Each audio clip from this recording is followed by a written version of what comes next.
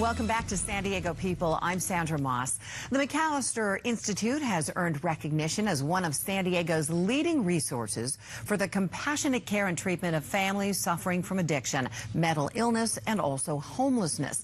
And with me this morning is Jean McAlister. She is founder and CEO of the McAlister Institute, with more on how the group is helping folks restore their lives. And it's so good to see you. It's good to see you, and it's nice to be here. For people who don't know about the McAlister Institute, which has been here in San Diego County for more than 40 years, tell us about some of the services that you provide to people struggling with addiction and other issues. Well, we have outpatient services, we have detox services, we have inpatient for women and children, and for men and women getting out of prison, but outpatient.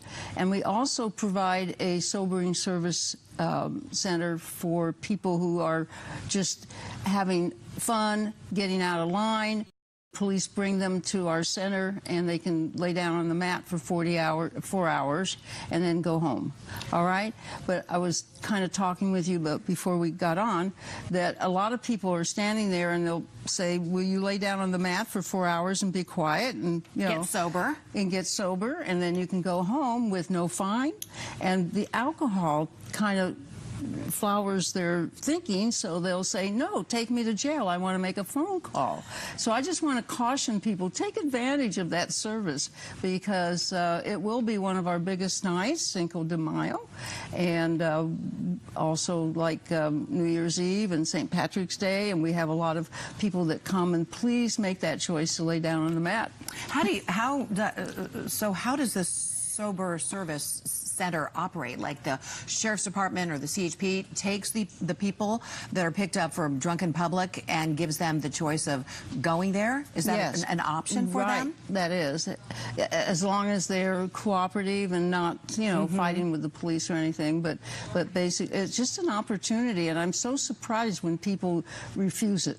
Right. Yeah, because you'll have no fine, and you won't have any record, and you get to go home. Your family can come pick you up, or your friends can come pick you up. So I know that people are going to be celebrating, and for those of us in recovery, please know that we're not against drinking. We want you to celebrate, but we want you to do it responsibly, not get yourself in trouble, not drive and hurt somebody, because I can't imagine just being a normal drinker, drinking too much, hitting somebody and killing somebody and winding up in jail for a long, long time. And today with Lyft and Uber and so many, taxi service rides home, there really is no excuse to drink and drive. How difficult is it for people with alcohol and issues when it comes to a holiday weekend like this? Is it an extra struggle for many folks? Well, it is, and so we always suggest that you surround yourself with friends and family. I also ask people, please don't make fun of us that don't drink. I'm in recovery myself. I've been clean 61 years, so I know recovery works. Alcohol was my drug of choice, and but one of the things that happens when you tell people that in a party, they get tightened up and they move away from you. Right. Or they'll say things like, "Oh, what's wrong with you? You can't drink, are you a wet blanket?" Please allow people that choose not to drink to choose that without ridiculing them or making fun of them. I think it's very, very important. For the person that's new in recovery, please stay around your support group.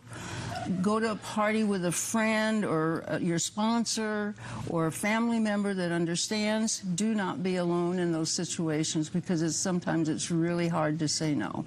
And it's interesting, because I do have some friends who are recovering alcoholics, and many of them are perfectly comfortable in situations where there's alcohol flowing and they have their club soda and lime, and it's fine.